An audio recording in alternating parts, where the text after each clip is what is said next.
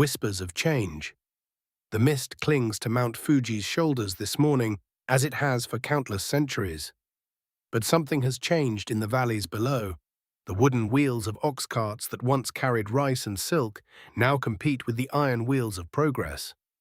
Steam rises not just from hot springs, but from the smokestacks of new factories. And in the traditional homes where paper screens filter the morning light, conversations drift toward questions that would have been unthinkable just a generation ago. You know this feeling, don't you? That moment when you realize the world you understood, the rules you lived by, the very foundation of what you're building is shifting beneath your feet. It is the spring of 1877 in Japan. 10 years have passed since the Meiji Restoration swept away 2.5 centuries of isolation. 10 years since a teenage emperor was restored to power with a promise that would echo through history. Knowledge shall be sought throughout the world. But knowledge, as you well understand, comes with a price. And change, no matter how necessary, always leaves something beautiful behind. Picture, if you will, the Japan that was disappearing. Cherry blossoms still bloom along the ancient paths, their petals falling like snow onto stone lanterns that have stood for generations. But now telegraph wires stretch between the trees. The morning call to prayer at Buddhist temples mingles with the whistle of trains carrying Western advisors to the capital. In Edo, now renamed Tokyo, gas lamps begin to replace the gentle glow of paper lanterns. The weight of transformation. It settles differently on different shoulders, doesn't it? For the merchants, change brings opportunity. New ports mean new markets. Foreign trade means foreign gold. They adapt quickly, as those who understand risk and reward always do. For the farmers, life continues much as it always has. Rice must still be planted, tended, harvested, regardless of what flag flies over the castle. But for the samurai, change feels like erasure. These are men who have known their place in the world since childhood. Men whose fathers and grandfathers served feudal lords with unwavering loyalty.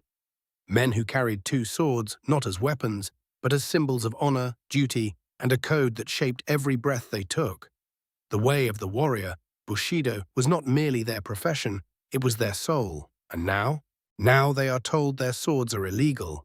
Their stipends, the rice payments that sustained their families for generations, are being replaced with government bonds that lose value each year. Western haircuts are encouraged. Western clothing is fashionable. Western ideas flow through the universities like spring floods, washing away the old certainties. You understand this particular pain, don't you? The weight you carry when the very ground rules of your world shift overnight. When expertise, earned through years of dedication, suddenly feels obsolete. When the skills that defined you become inconvenient. In the southern island of Kyushu, where the mountains meet the sea and ancient cedars whisper secrets to the wind, this transformation feels especially sharp. Here in the domain of Satsuma, the samurai tradition runs deeper than anywhere else in Japan. These are the descendants of warriors who never knew defeat, who served their lords with a fierce pride that outsiders often mistook for arrogance. And here, in a modest house overlooking Kagoshima Bay, lives a man caught between two worlds. His name is Saigō Takamori, though his friends call him by his childhood name, Kichinosuke. If you were to see him walking through the morning mist, you might mistake him for a farmer or fisherman. He dresses simply, speaks quietly, and carries himself with the unhurried grace of someone who has nothing to prove. But look closer. Notice how others step aside as he passes, how they bow deeper, how conversations pause until he has moved on. This is a man who helped overthrow the shogun, a man who stood beside the emperor during the Restoration, a man whose strategic brilliance and moral authority shaped the very revolution that is now reshaping Japan. He is, by any measure, one of the architects of the new world being born, and yet, he finds himself increasingly troubled by what he has helped create. Saigō rises before dawn, as is his custom. The house is still, his wife and children lost in the deep sleep that comes just before morning. He moves quietly to the small garden behind their home, where a stone basin catches water from a bamboo fountain. The sound is gentle, rhythmic, unchanged since his grandfather's time. This is his moment of peace, before the day brings its weight of decisions and compromises. before the letters arrive from Tokyo with their urgent requests and veiled commands, before he must once again navigate the treacherous waters between what he believes and what he is asked to do. The cherry tree in his garden is ancient, its trunk thick and gnarled, its branches reaching toward the lightening sky like the arms of an old monk in prayer. Soon it will bloom, as it has every spring for longer than anyone can remember. But even here, change whispers its presence. Through the garden wall, he can hear the distant sound of construction, a new school, built in the Western style. Progress, they call it. He performs his morning routine with the same careful attention his swordmaster taught him decades ago. Every movement deliberate, every breath conscious, the way of the warrior applied to the simple act of greeting the day. But his mind wanders to the letter that arrived yesterday from his former colleagues in the capital. They want him to return to Tokyo, to take a position in the new government, to lend his voice and reputation to policies that make his stomach turn. The modernization is accelerating, they explain. Foreign experts are arriving daily. The military is being restructured along Prussian lines. The economy is being rebuilt according to British models. Everything is changing, and they need trusted men to guide the transformation. Trusted men. The phrase sits heavy in his chest. What does trust mean when the very foundation of trust, shared values, common understanding, mutual respect, is being systematically dismantled? How do you remain loyal to a cause that has grown beyond recognition? These are the questions that visit him in the quiet hours, the questions that make sleep elusive and rest incomplete. You know these questions, don't you? The weight you carry when what you're building grows beyond your original vision. When success brings complications you never anticipated. When the very achievement of your goals creates new problems that keep you awake at 2 a.m., staring at the ceiling, wondering if you're still the person who started this journey. From his garden, Saigō can see the bay where foreign ships now anchor regularly. British merchants, American diplomats, German engineers, all bringing their expertise, their capital, their assumptions about how a modern nation should function. The harbor that once knew only fishing boats and the occasional Chinese trader now bustles with the machinery of international commerce. It's remarkable, really. In just 10 years, Japan has accomplished what took other nations decades. Railways connect major cities. Telegraph lines carry messages across the country in hours, rather than weeks. Modern hospitals save lives that would have been lost to tradition. Schools teach mathematics and science alongside classical literature. The transformation is nothing short of miraculous. And yet, something essential is being lost in the translation. The young men who once would have dedicated their lives to perfecting the art of swordsmanship now study engineering and law. The rituals that connected communities to their ancestors are dismissed as superstition. The quiet wisdom of elders is overshadowed by the loud certainty of foreign advisors who have been in the country for months, not generations. Progress, Saigō understands, is not evil. Change, he knows, is often necessary. But the pace, the relentless, breathless pace of transformation, it leaves no time for reflection, no space for wisdom, no room for the kind of careful consideration that his tradition values above all else. He thinks of his students, the young samurai who still come to him for guidance. They are caught between worlds, these young men, too educated to accept the old ways without question, too rooted in tradition to embrace the new ways without reservation. They look to him for answers he doesn't have, for certainty he cannot provide. What do you tell a generation that the skills their fathers died perfecting are now illegal? How do you honor a code of conduct that the new world considers obsolete? Where do you find meaning when the very concept of meaning is being redefined by foreign experts who have never walked these mountains, never felt the weight of ancestral duty, never understood that some things are more valuable than efficiency? The sun crests the mountains now, painting the bay in shades of gold and amber.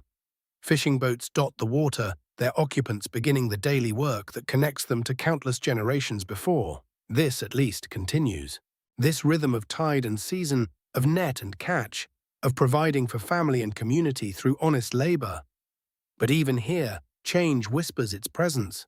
New fishing techniques, modern equipment, market systems that will connect local catch to global commerce. Progress, always progress, like a river in flood that carries away everything in its path, the beautiful and the broken alike. Saigō closes his eyes and breathes deeply. The air carries the scent of salt and cedar, of morning mist and cherry blossoms yet to bloom. These things endure, these things matter. But for how long? The questions that will define not just his own fate, but the fate of thousands who look to him for leadership, are gathering like storm clouds on the horizon.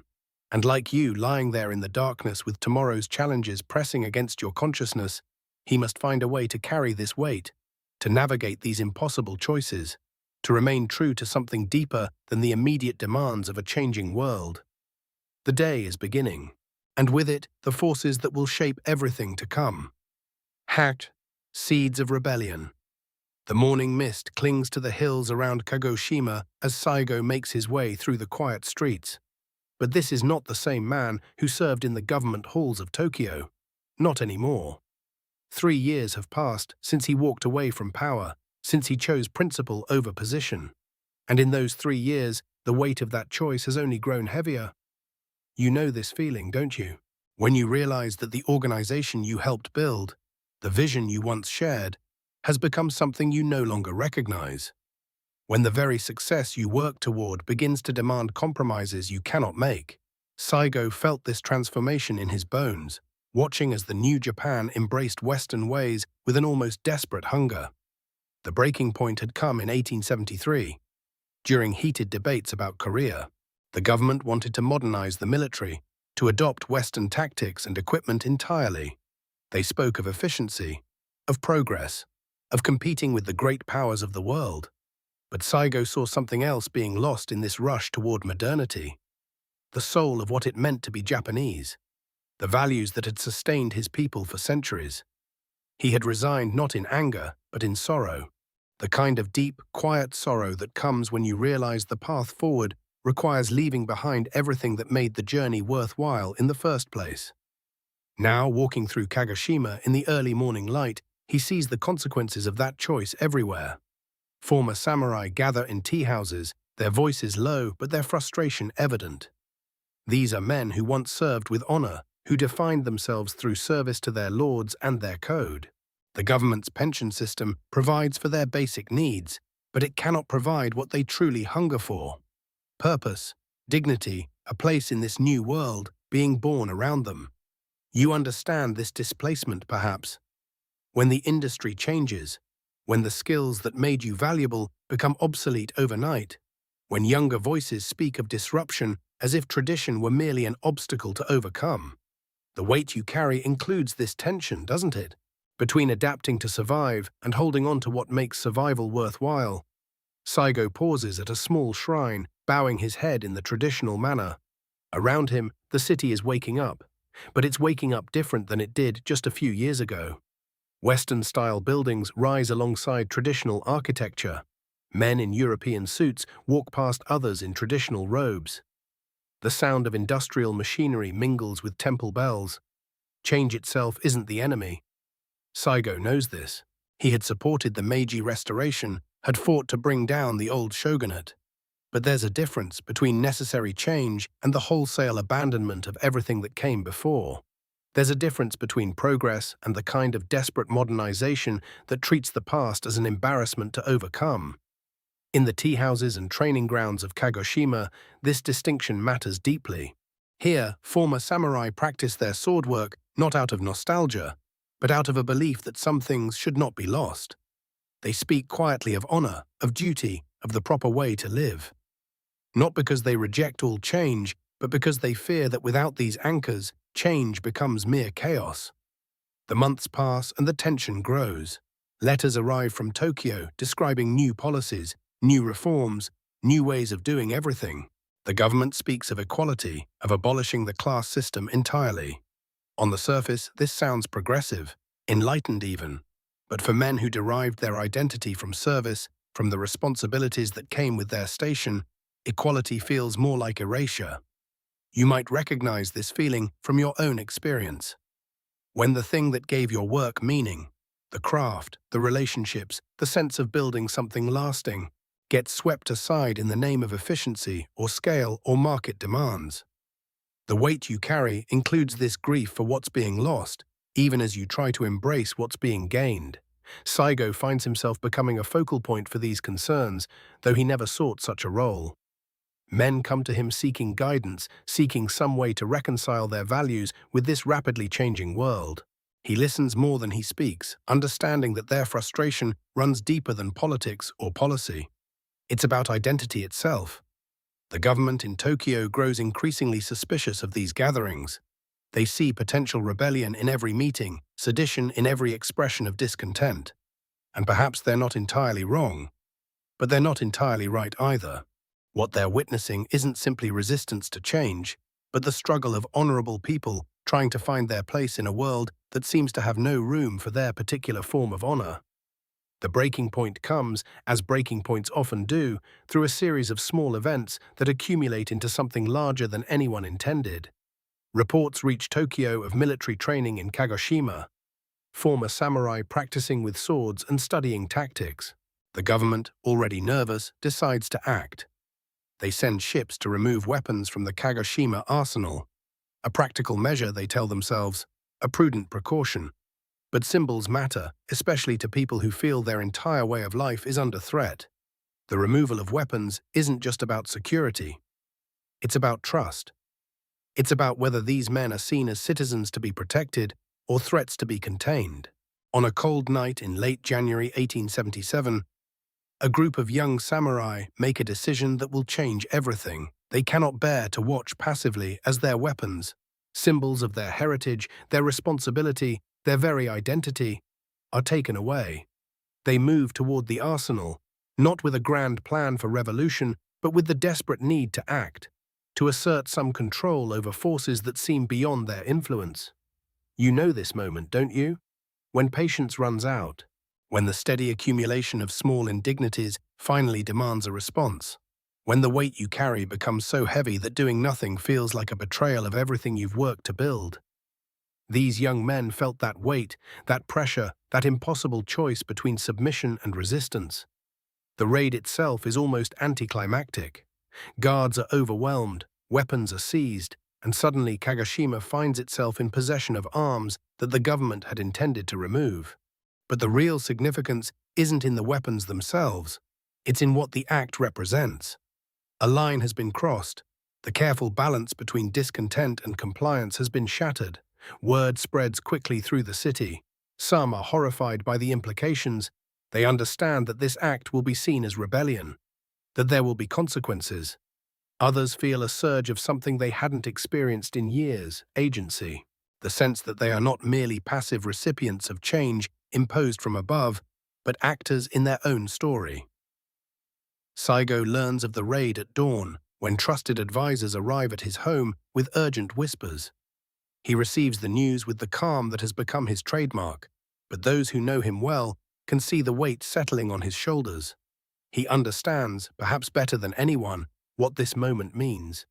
The careful path he had tried to walk, remaining true to his principles while avoiding direct confrontation with the government. That path has just disappeared. The morning light reveals a city transformed overnight, not in its physical appearance, but in its emotional landscape. There's an electricity in the air, a sense that events have been set in motion that cannot be easily stopped. Men who had been quietly frustrated are now actively choosing sides. The government will demand explanations, accountability, submission. And Saigō knows that the young men who acted will look to him for leadership, for some way forward through the crisis they have created. This is the weight that leaders carry, isn't it? Not just responsibility for their own choices, but for the consequences of choices made by others in their name. The thing you're building, it's not just about your vision, your decisions. It's about creating something that inspires others to act, and then living with the reality of how they choose to express that inspiration. As the sun climbs higher over Kagoshima, Saigō stands at his window, looking out at a city that has just chosen its path toward war. The rebellion that will bear his name has begun, though not by his design. The forces of tradition and modernity, of honor and pragmatism, of local identity and national unity, are about to collide with a violence that will reshape Japan forever. And in this moment of terrible clarity, he must decide not whether to lead. That choice has been made for him. But how to lead? how to carry the weight of other people's hopes and fears, how to remain true to something deeper than the immediate demands of crisis and conflict. The day is no longer beginning. It has arrived, bringing with it all the consequences of choices made in darkness and doubt. Hanged, the path of the warrior. The weight settles upon his shoulders like armor he had hoped never to wear again. Saigō Takamori stands before the assembled samurai in the courtyard of his school. Their faces turn toward him with an expectation that feels heavier than steel. These are not the eager young men who raided the arsenal in darkness. In daylight, he sees them clearly, seasoned warriors whose hands have known the weight of real swords. Younger men who have never drawn blood but carry the fire of their fathers' stories, all of them bound together by something that transcends mere rebellion. "We are not revolutionaries," he tells them, his voice carrying across the silent courtyard. "We are the last guardians of something that was never meant to die." The words feel both true and insufficient. How do you explain to history that you are not fighting for power, but for the right to exist as you were made to exist? The path ahead reveals itself not in grand strategy, but in the accumulation of small, irreversible commitments. A message sent to Tokyo declaring their intent. Weapons distributed among men who handle them with the reverence of ritual. The quiet evacuation of families from Kagoshima, wives and children sent to relatives in distant villages, carrying with them the unspoken understanding that some partings may be permanent. You know this weight, don't you? The moment when what you're building transforms from aspiration to obligation. When the people who believed in your vision begin to depend on it for their survival, their identity, their sense of purpose in a world that seems determined to render them obsolete. Saigō watches his followers prepare, and he sees in their movements the careful precision of men who understand they are writing the final chapter of their own story. They oil their swords with the same attention their ancestors gave to sacred ceremonies. They practice formations that were ancient when their grandfathers were young. There is no hurry in their preparations, no panic. Only the methodical thoroughness of professionals approaching their final performance. The first engagement comes not as a battle, but as a test of resolve. Government forces, hastily assembled and uncertain, encounter the samurai advance near Kumamoto Castle. The clash is brief, decisive, almost anticlimactic. Modern rifles against traditional swords, yet somehow, impossibly, it is the samurai who hold the field when the smoke clears. But Saigō knows what others do not yet understand. Victory here means nothing. Each success only ensures that the next confrontation will be larger, more desperate, more final. The government cannot allow this challenge to stand. Every samurai triumph is another nail in the coffin of negotiation, another step toward the kind of ending that leaves no room for compromise. In Tokyo, the Meiji leadership faces their own moment of terrible clarity. The reports from Kyushu carry more than military intelligence. They carry the specter of everything the new Japan was supposed to have left behind. Emperor Meiji, still young, still learning the weight of absolute authority, must choose between the future his advisors promise and the past that refuses to die quietly. The government's response reveals the depth of their fear. Not fear of military defeat. They have superior numbers, better weapons, the industrial capacity of a modernizing nation. No, they fear something more dangerous, the possibility that Saigō's rebellion might inspire others. That across Japan, displaced samurai might see in this final stand not futility, but nobility. That the common people, struggling to find their place in the new order, might begin to question whether progress always requires the complete destruction of what came before. So they mobilize not just an army, but the full apparatus of the modern state. Telegraph lines carry orders across the archipelago. Steamships load troops and supplies. The new conscript army, farmers' sons trained to fight with discipline rather than honor, begins its march toward a confrontation that will determine not just the fate of a rebellion, but the soul of a nation. In the mountains of Kyushu, Saigō's forces move with the fluid grace of men fighting on familiar ground. They know these paths, these valleys, these hidden approaches that no map can capture. For a few weeks, geography itself seems to be their ally. Government columns, weighed down by modern equipment and unfamiliar with the terrain, find themselves constantly outmaneuvered, constantly arriving at empty positions while the samurai strike elsewhere. But even as they win these small victories, Saigō's followers begin to understand the mathematics of their situation. Every battle costs them men they cannot replace. Every mile they advance stretches their supply lines thinner. Every day that passes brings more government reinforcements, better coordination, the inexorable pressure of superior resources. Yet they do not falter. There is something in their commitment that transcends rational calculation. These men have chosen to stake everything on the belief that some things matter more than survival. That dignity has a value that cannot be measured in practical terms. That the way a man dies can be more important than how long he lives. You carry your own version of this weight, don't you? The knowledge that what you're building requires sacrifices that others might not understand. The nights when you lie awake, calculating not just the financial cost of your choices, but the human cost. The relationships strained by your commitment. The parts of yourself you've had to set aside in service of something larger. The samurai following Saigō understand this arithmetic of sacrifice. They see in their leader a man who never wanted this burden, who accepted it only because the alternative was to watch everything they valued disappear without witness, without testimony, without the dignity of conscious choice.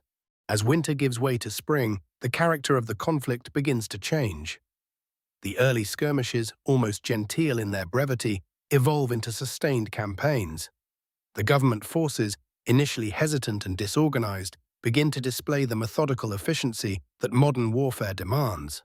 They learn to use their advantages: superior communication, reliable supply lines, the ability to coordinate multiple columns across vast distances. More importantly, they learn not to fight the samurai on the samurai's terms. Instead of seeking decisive battles, they begin a campaign of attrition. They fortify positions and force the rebels to attack prepared defenses. They use their artillery to devastating effect, turning the samurai's courage into a liability rather than an asset. Saigō watches this evolution with the clear eyes of a professional soldier. He recognizes the skill of his opponents, even as he prepares to destroy them or be destroyed by them. There is no bitterness in this recognition, only a kind of melancholy respect. These government commanders are doing exactly what he would do in their position. They are fighting to win, not to prove a point about honor or tradition. But for Saigō and his followers, the point was never victory in any conventional sense. The point was to demonstrate that some things cannot be simply discarded when they become inconvenient, that the human spirit requires more than efficiency and progress to flourish, that a nation that forgets how to honor its own past may find itself incapable of creating a future worth inhabiting. The rebellion has become something larger than its military objectives. It has become a statement, written in blood and sacrifice, about the cost of transformation, about what happens when a society moves so quickly toward the future that it loses track of what made it worth preserving in the first place. In the quiet moments between battles, Saigō often thinks about the students at his school, the young men who came to learn not just swordsmanship, but the deeper disciplines of character and purpose. What will become of them in this new Japan? What will they find to believe in, to dedicate themselves to, when all the old certainties have been swept away? These are the questions that keep leaders awake in the darkness. Not just the immediate challenges of strategy and survival, but the deeper worry about legacy. About whether the weight you carry today will leave the world better or worse for those who come after. The path of the warrior, Saigō understands now, was never really about the sword. It was about the willingness to stake everything on principles that cannot be measured in gold or counted in votes. It was about the recognition that some fights are worth having, even when you cannot win them, even when winning was never the point. Act. Shadows of doubt. The cherry blossoms have fallen early this year in Kagoshima. Their pale petals lie scattered across the training grounds where Saigō's men practice with wooden swords, preparing for battles against rifles and artillery.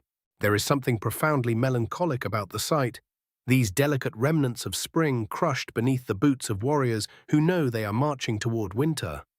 You understand this feeling, don't you? The weight of watching something beautiful slip away while you stand powerless to preserve it.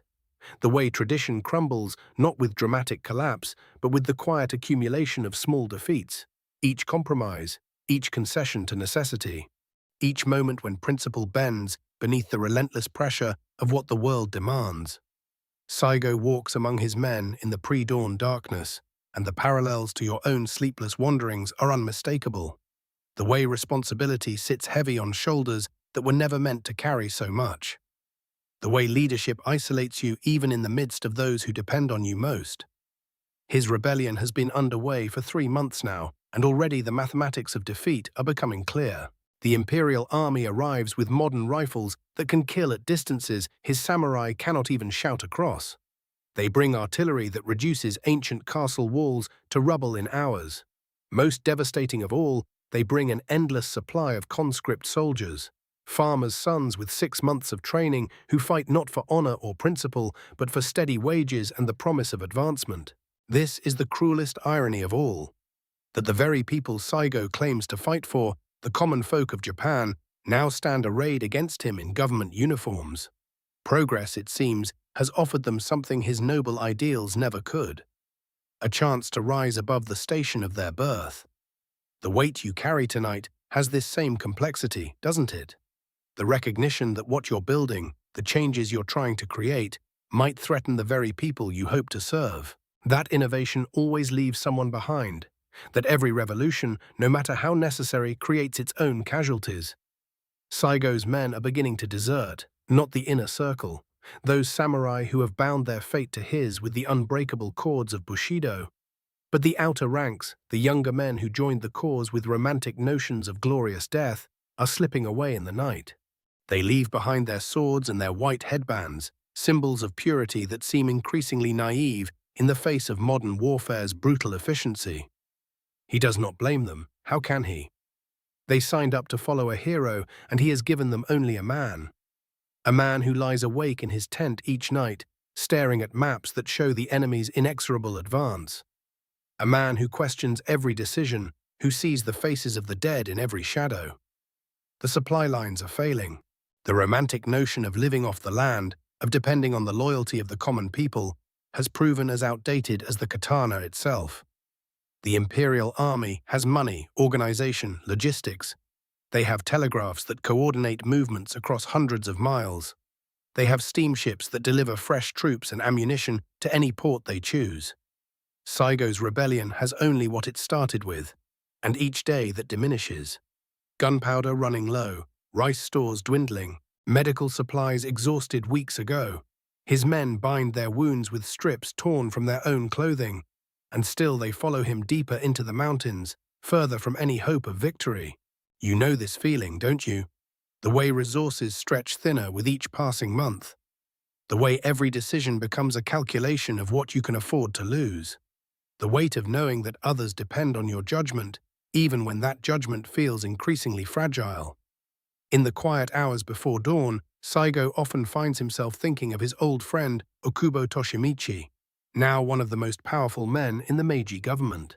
They had fought side by side to overthrow the Tokugawa shogunate. They had shared the dream of a strong Japan that could stand equal to the Western powers. But somewhere in the years that followed, their paths had diverged. Okubo chose pragmatism. He embraced Western technology, Western institutions, Western ways of thinking about power and progress. He built railways and telegraph lines, established banks and modern schools. He created the infrastructure of a nation that could compete in an industrial world. And Saigō chose to remember what they were fighting for in the first place: the soul of Japan, the values that made their people who they were, the understanding that some things matter more than efficiency, more than profit, more than even survival itself.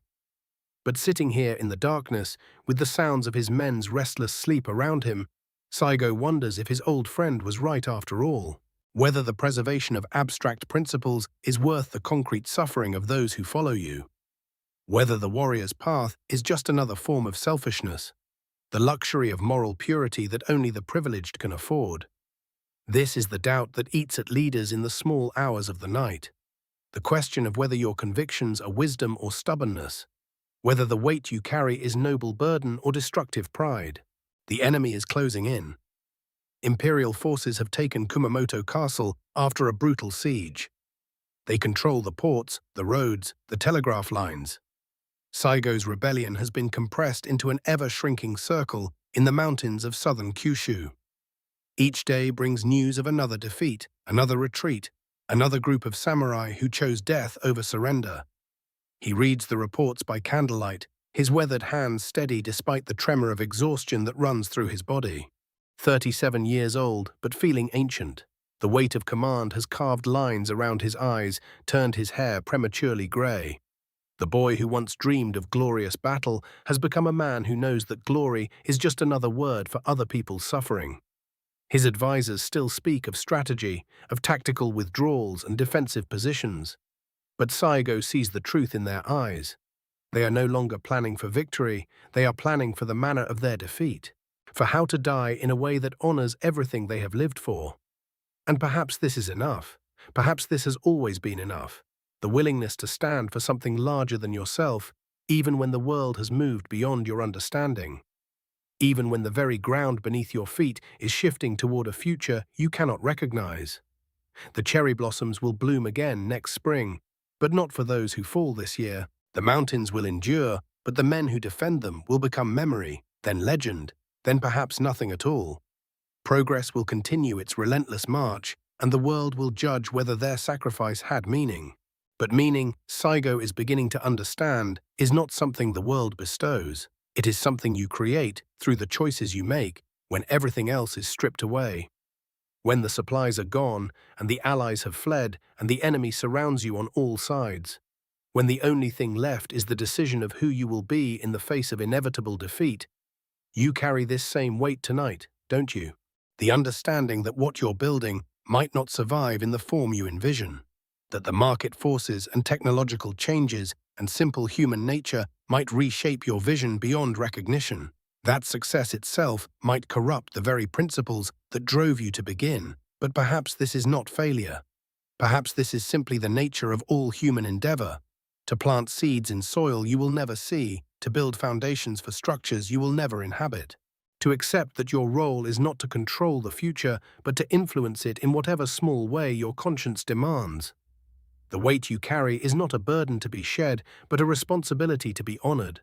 Not a problem to be solved, but a reality to be embraced with whatever grace you can muster. Even here, in the darkness before dawn, when doubt feels heavier than certainty and the path forward disappears into shadow, even when the cherry blossoms have fallen and winter approaches and all you have left is the choice of how to meet whatever comes next. With dignity, with purpose, with the quiet understanding that some fights are worth having precisely because they cannot be won. The tide turns. By February's end, the mathematical certainty that Saigō had glimpsed in quiet moments became the lived reality of every dawn. The Imperial Army's machinery of war ground forward with the relentless precision of the modern age itself. Steam-powered gunboats moving supplies along the coast, telegraph lines carrying orders faster than any horse could run, factories in distant cities producing ammunition at rates that would have seemed magical to the samurai of a generation before.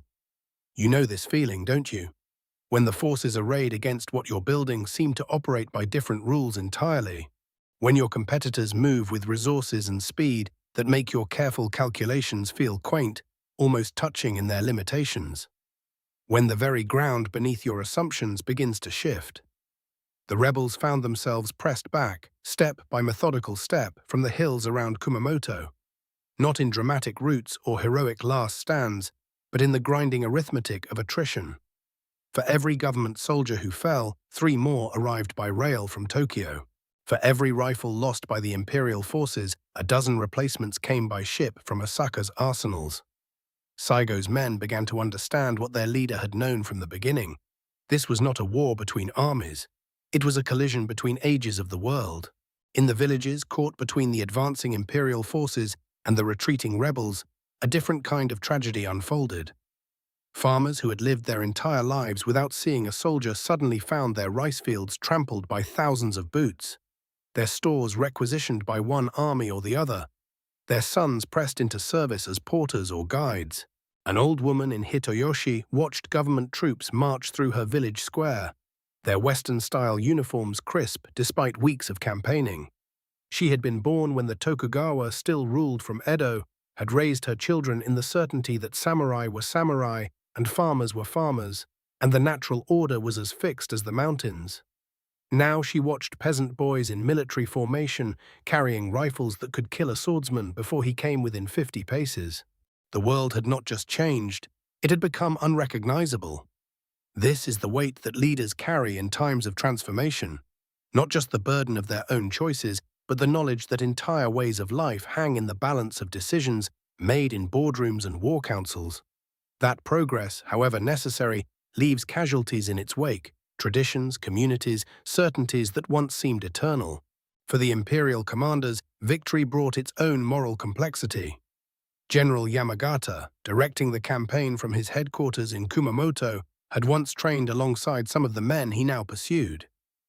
He understood the code that drove them, the honor that made surrender unthinkable. But he also understood what Tokyo expected of him. Not just military victory, but a demonstration that the new Japan would tolerate no challenge to its authority. The rebellion had to be crushed so thoroughly that no other domain would dare follow Satsuma's example.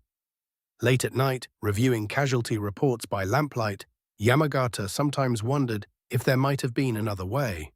If men like Saigō could have been brought back into the fold, their warrior spirit channeled into building the nation rather than opposing its transformation. But morning always brought the same reality. The telegraph lines hummed with orders from the capital. The war machine demanded its conclusion.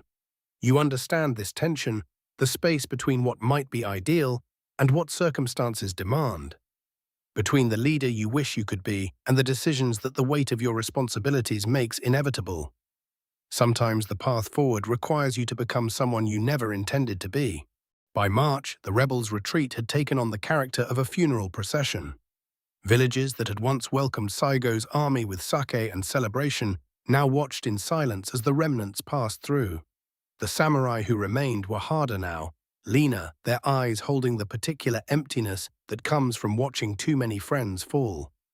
They moved through landscapes that seemed to mirror their diminishing hopes. Cherry trees that should have been preparing for spring bloom stood bare and black against grey skies. Rivers ran high with early melt, washing away bridges and roads as if the land itself was erasing the paths that had led them to this moment. Saigō rode among his men, his presence still commanding despite everything. But those closest to him could see the change.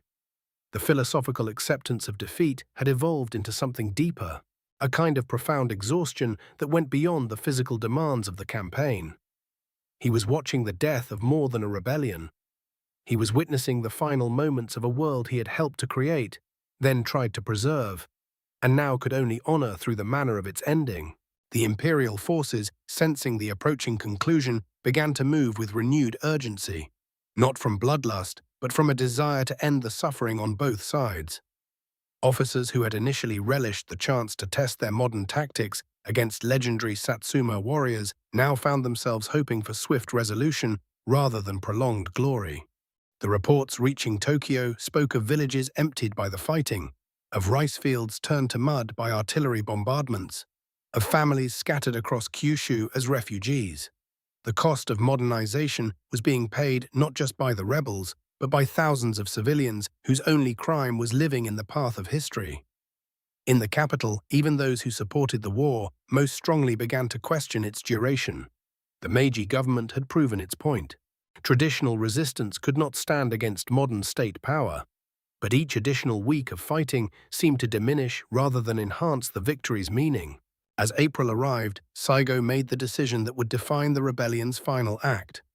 Rather than scatter his remaining forces into the mountains for a prolonged guerrilla campaign, he chose to concentrate them at Shiroyama, a hill overlooking Kagoshima where he had played as a child. It was, his lieutenants understood, a choice of poetry over tactics. Shiroyama offered no strategic advantage, no supply lines, no possibility of reinforcement, but it was home. It was where the journey had begun and where it would end. The symbolism was not lost on the imperial commanders. Saigō was offering them a conventional battle, a chance to conclude the war with something approaching honor for both sides. No more burned villages, no more civilian casualties, no more months of pursuit through difficult terrain. Just two armies facing each other across a field that would decide not just the fate of the rebellion, but the character of the new Japan being born from its ashes. The retreat to Shiroyama took on an almost ceremonial quality. What remained of the Satsuma army moved with the deliberate pace of men who knew they were walking toward their own conclusion. They cleaned their weapons with extra care, mended their clothes, wrote final letters to families they would not see again. In the evenings, around carefully concealed fires, they spoke of the battles they had fought and the comrades they had lost, but also of their children, their hopes for the future, their complicated feelings about the world that was replacing the one they had known. These were not men consumed by bitterness or rage. They were warriors making peace with the weight they had chosen to carry, finding in their final march a kind of dignity that transcended victory or defeat. Saigō walked among them each night, sharing their simple meals, listening to their stories, offering the quiet presence that had always been his greatest gift as a leader. He asked nothing of them they had not already given, promised nothing he could not deliver. Only the chance to meet their ending with the same honor they had brought to their living. Behind them, the imperial army followed at a respectful distance. Even General Yamagata seemed to understand that what was unfolding transcended ordinary military campaigning. This was a ritual as much as a battle, a ceremony marking the transition between ages of the world. The cherry blossoms that had failed to bloom in March finally began to open as April deepened, as if the land itself was preparing to witness what was coming, offering beauty as a backdrop to tragedy, renewal as a promise beyond endings. Soon, very soon, the last act would begin. Last stand at Shiroyama. The morning of September 24th dawned clear and still.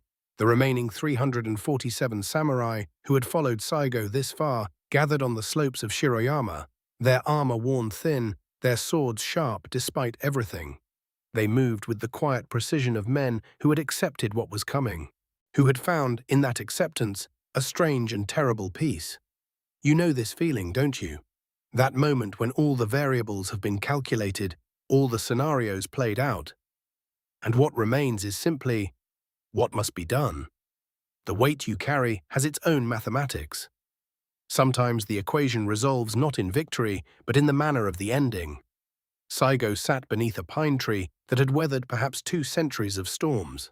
His uniform, once pristine, bore the stains of months in the field. But his presence remained what it had always been, that quality of stillness that drew others into orbit around him.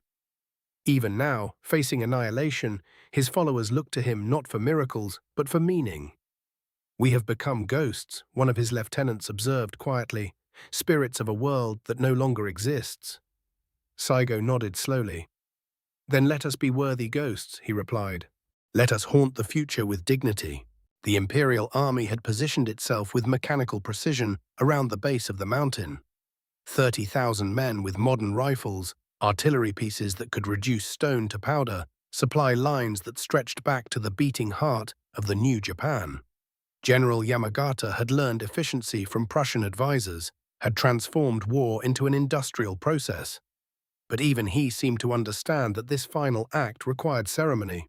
The bombardment that morning was measured, almost respectful, as if the modern world was offering the old one time to prepare its farewell. The cherry blossoms that had finally opened caught the morning light like scattered prayers. Petals drifted down through the still air, settling on armor and rifle barrels alike. Nature, it seemed, would not choose sides, would offer beauty to both the dying and those who would inherit the earth. What you're building will outlast you too, won't it? The systems you've created, the culture you've fostered, the changes you've set in motion, they'll continue long after your direct influence fades. Saigō understood this paradox of leadership, that our greatest successes often require our eventual irrelevance. At noon, the final charge began. 347 men descended the slope with the fluid grace of water flowing downhill. Their war cries echoed off the surrounding peaks. Not the desperate screaming of the doomed, but something deeper, the sound of an entire way of life making its last statement to the world. They moved like dancers in some ancient ritual. Swords caught the sunlight as they fell among the rifle lines. For a few impossible moments, the old way of war reasserted itself. Blade against blade, skill against skill, honor measured in the space between heartbeats. But mathematics is patient. The rifles reloaded, the artillery found its range. One by one, the dancers fell. Saigō himself fought with the calm precision of a man completing a long-rehearsed kata. Each movement deliberate, economical, perfect. He had spent a lifetime preparing for this moment, not this battle specifically, but for the test that would reveal what he truly was beneath all the titles and expectations. When the bullet found him, he was advancing toward a young government soldier who couldn't have been more than 18. The boy's hands shook as he aimed his rifle. Saigō actually smiled, perhaps seeing in that frightened face the future he had helped make possible. A future where farmers' sons could stand as equals with samurai. He fell forward, still reaching toward that future he would never see. The silence that followed was profound. Even the birds seemed to pause their singing. The last echo of steel on steel faded into the mountain air, leaving only the whisper of falling cherry blossoms and the distant sound of a world continuing to turn. General Yamagata approached the fallen leader with something approaching reverence. Here lay the man who had helped create modern Japan, and who had died resisting what he himself had made possible. The contradiction seemed almost too large for one life to contain. But perhaps that's what leadership truly demands of us, the willingness to hold contradictions without breaking. To build what must be built, even knowing it will transform us beyond recognition. To plant trees whose shade we will never enjoy, whose fruit will nourish people we will never meet. As evening settled over Shiroyama, the cherry blossoms continued their gentle descent. They fell on modern rifles and ancient swords alike, on the faces of the dead and the living, on the past that was ending and the future that was beginning. The last samurai had fallen, but something in the manner of their falling would echo through the generations that followed. Sometimes the greatest victory lies not in winning, but in how we choose to lose, in what we leave behind when the mathematics finally resolves against us. The weight you carry will find its own resolution someday. Until then, like Saigō, you can choose to bear it with dignity. To build what must be built, to stand for what must be defended, to fall when falling becomes necessary with grace. Echoes of the past. The morning mist rises from the battlefield at Shiroyama as it has for countless mornings since, carrying with it the whispers of what was and what could never be again. In the years that followed, Japan would indeed become the modern nation that Okubo and the Meiji leaders envisioned. Steel and steam and telegraph wires stretching across islands that had once known only the rhythm of seasons and the quiet wisdom of tradition. But something else happened in those years, something the architects of the new Japan perhaps did not anticipate. The story of Saigō Takamori and his final stand began to grow in the telling, to become something larger than the man himself, larger even than the cause he died defending. The very government that had defeated him would come to honor his memory, to recognize in his stubborn loyalty something essential that must not be lost in the rush toward tomorrow. You see, there are defeats that echo longer than victories, losses that teach us more about ourselves than any triumph ever could. Saigō's rebellion failed completely in its immediate aims. The samurai class was swept away, the old certainties dissolved like morning frost. Yet in choosing to stand for something he believed in, even when the mathematics made victory impossible, he created a different kind of legacy. One written not in the ledgers of success and failure, but in the deeper book of human dignity. The bamboo forests around Kagoshima still whisper with the same voice they whispered to Saigō in his morning walks. Still bend without breaking, still teach their ancient lesson about resilience and grace under pressure. Visitors come now to walk those paths, some seeking to understand the man who chose honor over pragmatism, others simply drawn by something they cannot name, a quality of stillness that seems to linger in the filtered light between the stalks. Perhaps what draws them is the recognition of their own struggles reflected in his story. The weight of decisions that must be made without perfect information, the loneliness of leadership when the path forward is unclear, the courage required to stand for principles when the world seems to be moving in a different direction entirely. Saigō's rebellion was about more than preserving the samurai way. It was about the eternal tension between what we were and what we are becoming, between the values that shaped us and the demands of an uncertain future. In the quiet moments of your own long nights, when the weight you carry seems almost too heavy to bear, When the decisions ahead feel impossible and the path forward unclear, there is something to be learned from that morning mist rising over Shiroyama. Not that we should choose defeat over victory, or that stubborn resistance is always noble, but that there is a way to carry ourselves through difficulty that honors both who we have been and who we are becoming. The Japan that emerged from the Meiji Restoration became exactly what its architects intended: a modern industrial power that could stand as an equal among the nations of the world. The samurai were gone, their swords replaced by rifles, their ancient codes superseded by new laws and new ways of thinking. Yet something of their spirit persisted, transformed, adapted, but not entirely lost. The dedication to craft, the sense of duty, the willingness to sacrifice for something larger than oneself. These qualities found new expression in the modern world Saigō could never have imagined. This is perhaps the deepest lesson of his story: that the values we fight to preserve need not die even when the forms that contained them must change. What you are building now, in your own time and place, carries forward something essential from all who came before, all who faced impossible odds and chose to continue anyway, all who bore their burdens with dignity and grace. The mathematical certainty that defeated Saigō's rebellion could not touch the part of his legacy that mattered most: the example of how to face the inevitable with courage, how to stand for principle when standing seems pointless, how to leave something worthy behind when the final accounting is done. In the end, he became not the last samurai, but the first of something new. A bridge between what Japan had been and what it was becoming, carrying the best of the old world into the uncertain promise of the new.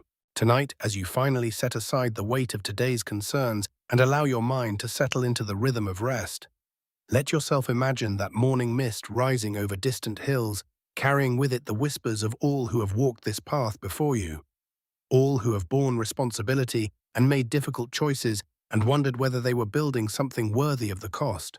The bamboo still bends in the wind without breaking. The seasons still turn in their ancient cycle.